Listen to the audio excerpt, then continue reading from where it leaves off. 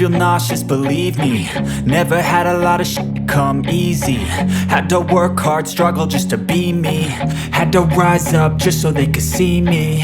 Did what I had to do just to feed me. And what was left over I put towards my dreaming. But the only thing in life that has meaning are the things you gotta work for, believe me.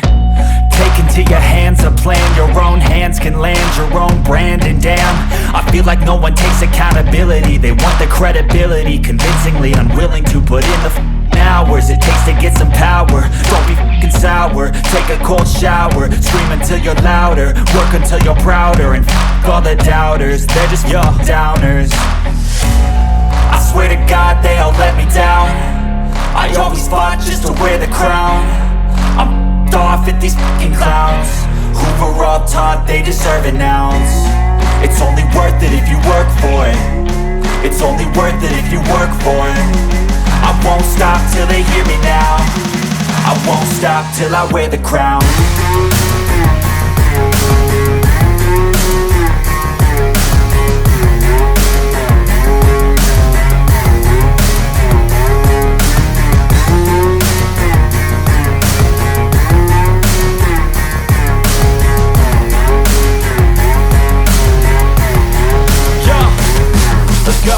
I'm just telling you to fight for your dreams, but it's not what it seems. Man, it's hard to be seen when everybody wants to be king. Yeah, they all wanna ring, yeah, we all wanna be free.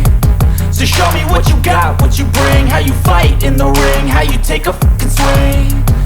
Do you got heart, are you mean? Got some scars, got some needs, are you willing to go bleed?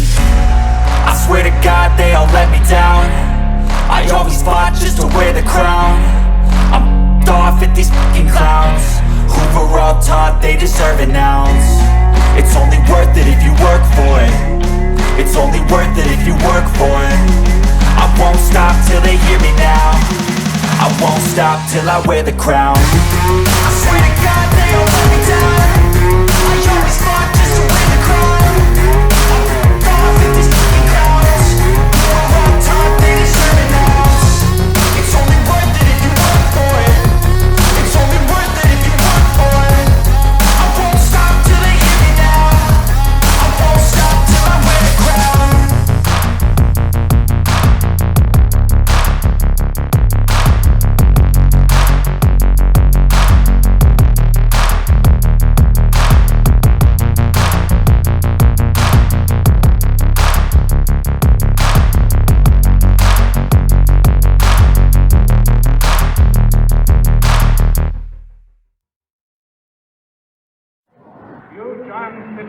Kennedy, do solemnly swear I, John Fitzgerald Kennedy, do solemnly swear that you will faithfully execute the office of President of the United States that I will faithfully execute the office of President of the United States and will, to the best of your ability, and will, to the best of my ability, preserve, protect, and defend the Constitution of the United States. preserve, protect, and defend the Constitution of the United States. So help you God.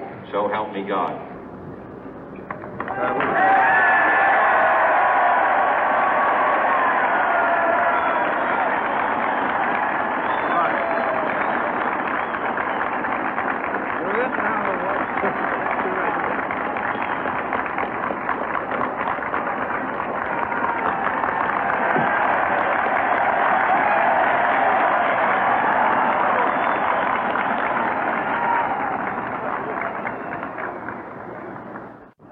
Vice President Johnson, Mr. Speaker, Mr. Chief Justice, President Eisenhower, Vice President Nixon, President Truman, Reverend clergy, fellow citizens.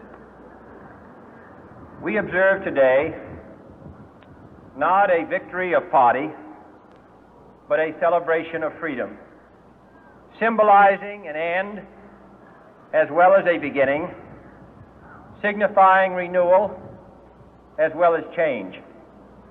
For I have sworn before you and Almighty God the same solemn oath our forebears prescribed nearly a century and 3/4 ago. The world is very different now, For man holds in his mortal hands the power to abolish all forms of human poverty and all forms of human life. And yet the same revolutionary beliefs for which our forebears fought are still at issue around the globe. The belief that the rights of man come not from the generosity of the state, but from the hand of God. We dare not forget today that we are the heirs of that first revolution. Let the word go forth from this time and place to friend and foe alike that the torch has been passed to a new generation of Americans born in this century, tempered by war, disciplined by a hard and bitter peace, proud of our ancient heritage, and unwilling to witness or permit the slow undoing of those human rights to which this nation has always been committed and to which we are committed today at home and around the world.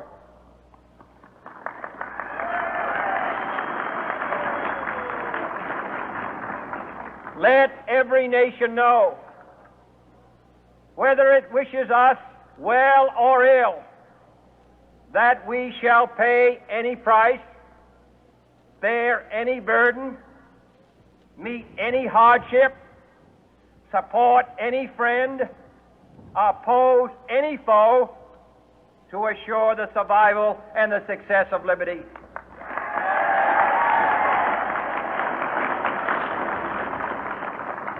This much we pledge and more. To those old allies whose cultural and spiritual origins we share, we pledge the loyalty of faithful friends. United, there is little we cannot do in a host of cooperative ventures. Divided, there is little we can do, for we dare not meet a powerful challenge at odds and split asunder. To those new states whom we welcome to the ranks of the free, we pledge our word that one form of colonial control shall not have passed away merely to be replaced by a far more iron tyranny.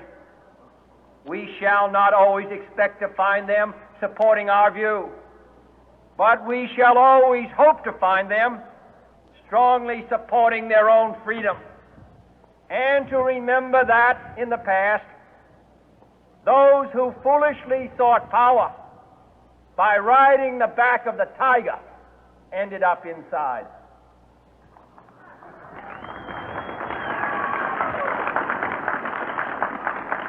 To those people in the huts and villages of half the globe struggling to break the bonds of mass misery, we pledge our best efforts to help them help themselves for whatever period is required, not because the communists may be doing it, not because we seek their votes, but because it is right. If a free society cannot help the many who are poor, it cannot save the few who are rich.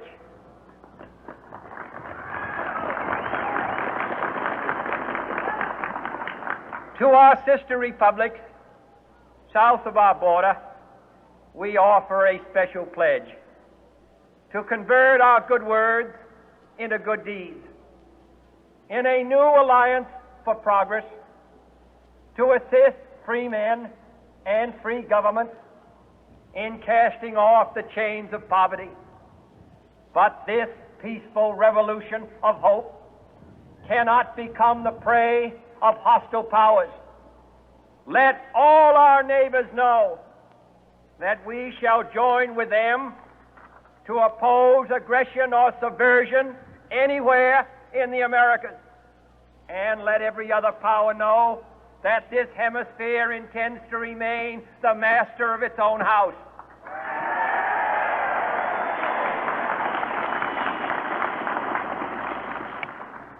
To that world assembly of sovereign states, the United Nations, our last best hope, in an age where the instruments of war have far outpaced the instruments of peace, we renew our pledge of support to prevent it from becoming merely a forum for invective, to strengthen its shield of the new and the weak, and to enlarge the area in which its writ may run. Finally, to those nations who would make themselves our adversary, we offer not a pledge, but a request that both sides begin anew the quest for peace. Before the dark powers of destruction, unleashed by science, engulf all humanity in planned or accidental self-destruction, we dare not tempt them with weakness, for only when our arms are sufficient beyond doubt can we be certain beyond doubt that they will never be employed. But neither can two great and powerful groups of nations take comfort from our present course, both sides overburdened by the cost of modern weapons, both rightly alarmed by the steady spread of the deadly atom, yet both racing to alter that uncertain balance of terror that stays the hand of mankind's final war.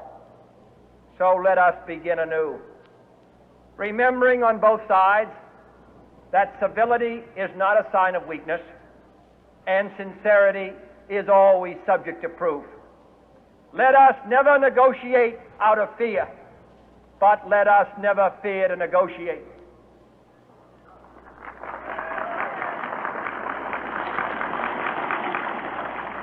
Let both sides explore what problems unite us, instead of belaboring those problems which divide us. Let both sides, for the first time, formulate serious and precise proposals for the inspection and control of arms, and bring the absolute power to destroy other nations under the absolute control of all nations.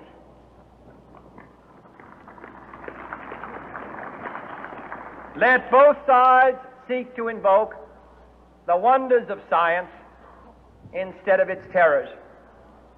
Together, let us explore the stars, conquer the deserts, eradicate disease, tap the ocean depths, and encourage the arts and commerce. Let both sides unite to heed in all corners of the earth the command of Isaiah to undo the heavy burden and let the oppressed go free. And if a beachhead of cooperation may push back the jungle of suspicion, let both sides join in creating a new endeavor, not a new balance of power, but a new world of law, where the strong are just and the weak secure and the peace preserved. All this will not be finished in the first 100 days, nor will it be finished in the first 1,000 days, nor in the life of this administration, nor even perhaps in our lifetime on this planet. But let us begin.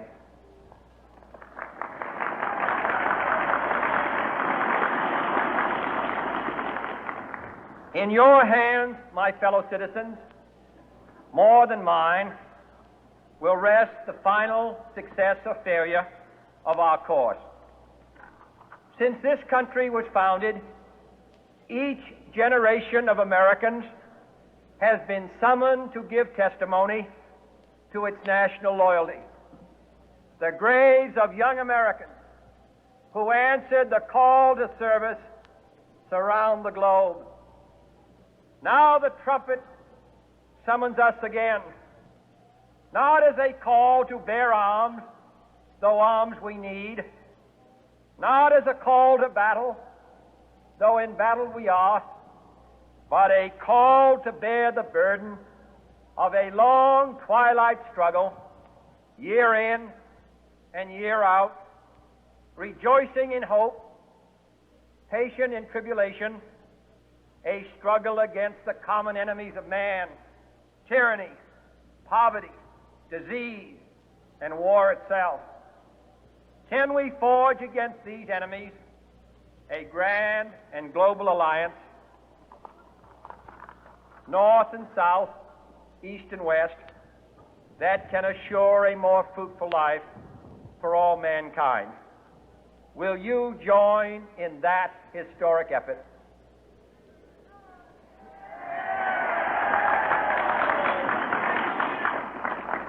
In the long history of the world, only a few generations have been granted the role of defending freedom in its hour of maximum danger. I do not shrink from this responsibility. I welcome it.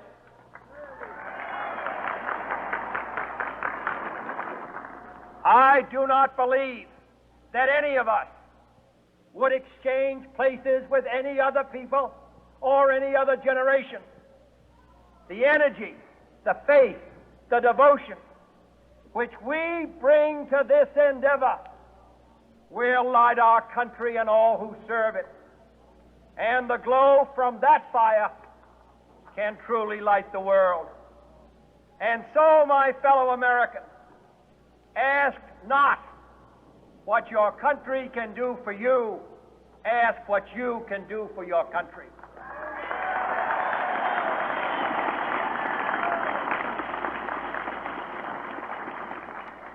My fellow citizens of the world, ask not what America will do for you, but what together we can do for the freedom of man.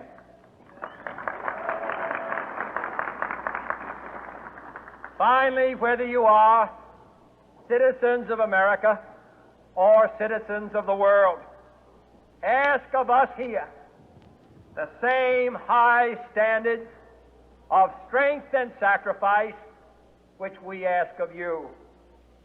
With a good conscience, our only sure reward, with history the final judge of our deeds, let us go forth to lead the land we love, asking His blessing and His help, but knowing that here on earth God's work must truly be our own.